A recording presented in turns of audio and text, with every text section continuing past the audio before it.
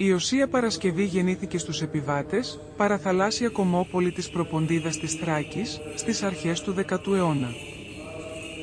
Ήταν κατά σάρκα αδελφή του Αγίου Ευθυμίου της Μαδίτου και καταγόταν από την βυζαντινή οικογένεια Ρετσέλη.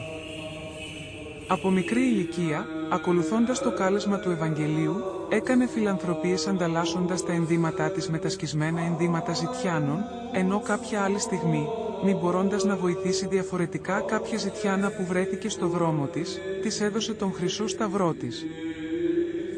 Προκειμένου να αποφύγει τον γάμο, εγκατέλειψε το σπίτι της, φεύγοντας για την Κωνσταντινούπολη, και μετά από προσκύνημα στα μοναστήρια και τις εκκλησίες, έφτασε με τα πόδια μέχρι την Ηράκλεια όπου έμεινε για μικρό χρονικό διάστημα, και κατόπιν επιβιβάστηκε σε πλοίο με προορισμό την Ιερουσαλήμ. Αφού προσκύνησε τα σημεία από όπου πέρασε ο Ιησούς Χριστός, μπήκε σε ένα γυναικείο μοναστήρι, όπου έλαβε και τη μοναστική κουρά. Μετά από κάποια χρόνια εγκατέλειψε το μοναστήρι για να ζήσει ασκητικό βίο αναχωρητή. Στην έρημο παρέμεινε επί 5 χρόνια με νηστεία και προσευχή. Κάποια ημέρα της παρουσιάστηκε άγγελος Κυρίου, ο οποίος την πρόσταξε να εγκαταλείψει την έρημο και να επιστρέψει στη γενέτειρά της. Όταν έφτασε στους επιβάτες, η όψη της είχε αλλοιωθεί τόσο πολύ από τις ταλαιπωρίες της ερήμου, ώστε δεν την αναγνώρισε κανένας. Αφού προσκύνησε τους τάφους των γονέων της, ξεκίνησε με τα πόδια για την Κωνσταντινούπολη, όπου και προσκύνησε σε διάφορα μοναστήρια και εκκλησίες. Από την βασιλεύουσα ξεκίνησε να επιστρέψει στους επιβάτες, αλλά σταμάτησε στην Καλλικράτεια, όπου και έμεινε σε ένα παράπηγμα δίπλα στο ναό των Αγίων Αποστόλων, διακονώντας την εκκλησία. Έτσι παρέμεινε επί 2 χρόνια. Κάποια ημέρα αισθάνθηκε ένα μικρό πόνο στο κεφάλι και παρέδωσε το πνεύμα της ειρηνικά σε ηλικία 27 ετών. Η άγνωστη καλόγρια τάφηκε στο κημητήριο των ξένων της Καλλικράτειας, ώσπου μετά από χρόνια αποκαλύφθηκε θαυματουργικά το σκήνωμά της.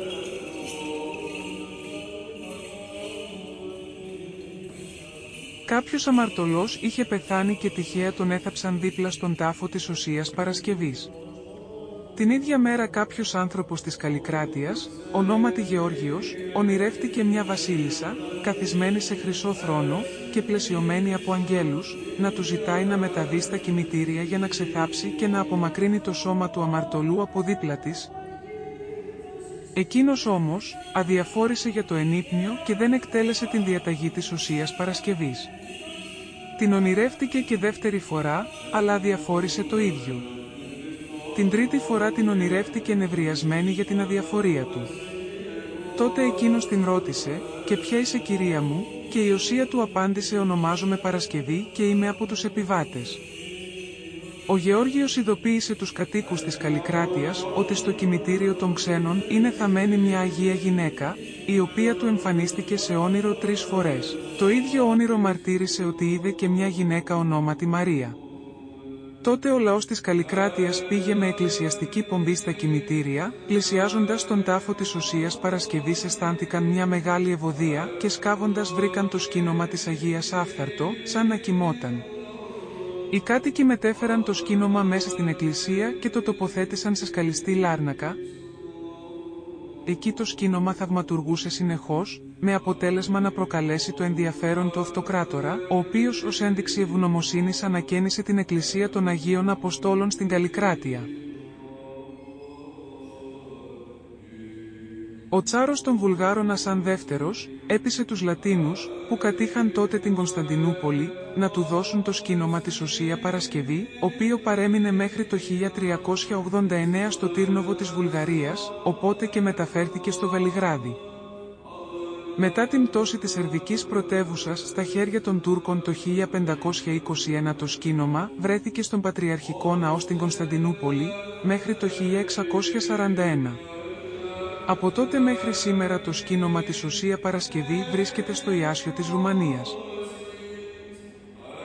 Όλες αυτές οι μετακινήσεις του σκηνώματος της, καθιέρωσαν την Οσία Παρασκευή ως προστάτηδα των Βαλκανίων, από τους λαούς που κατήχαν κατά καιρούς το σκήνωμά της. Έτσι, καλείται από τους Βούλγαρους ως Βουλγάρα, από τους Σέρβους ως Σέρβα, ενώ τελευταία και από τους Ρουμάνους, Κουβιουάσα Πάρασκαβα. Η μνήμη της Οσία Παρασκευή η Επιβατινή εορτάζεται στις 14 Οκτωβρίου εκάστου έτους.